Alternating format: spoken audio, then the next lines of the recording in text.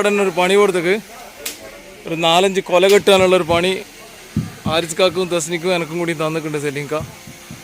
ഞങ്ങളതിൻ്റെ ഒരു പരിപാടിയിലാണ്. ആരിസ്കല്ല കേട്ടോ എന്നെ തീർക്ക.